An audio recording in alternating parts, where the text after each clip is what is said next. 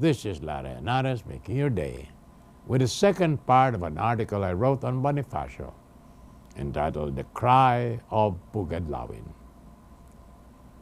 As the storming of the Bastille sparked the start of the French Revolution and the Battle of Bunker Hill, the American Revolution, the cry of Pugadlawin marked the decisive moment when the Philippine Revolution came into being, and with it, a revolution against Western imperialism that reached its most stupendous phase in the years after World War II, right up to the Vietnam War, and still is not spent.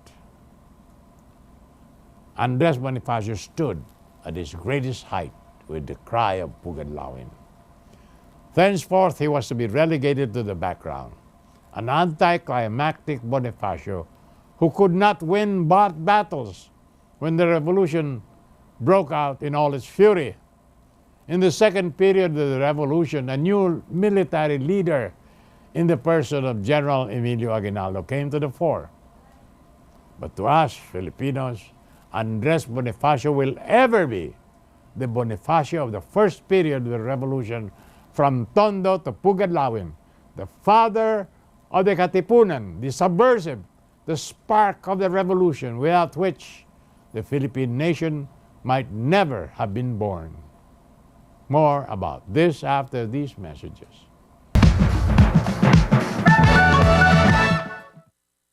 This is Larry Henares making your day with the second part of an article I wrote on Bonifacio entitled The Cry of Pugadlawin. And we continue to quote. It is one of the ironies of our times that for more than 50 years, our historians mistakenly believed that the cry happened not in Pugadlawin but in Balintawak. We constructed the fabulous Balintawak monument commemorating the cry of Balintawak, made it the gateway to Metro Manila, till finally, red-faced and embarrassed, our authorities were convinced that the great event happened elsewhere, in Pugadlawin, where there is no more space to build a large monument, or one of Minister Aspira's mountain heads. In Tondo, in one of those houses just opposite the present site of the Tutuban station, on November 30, 1863, Andres Bonifacio was born as the first child of Catalina de Castro and Santiago Bonifacio.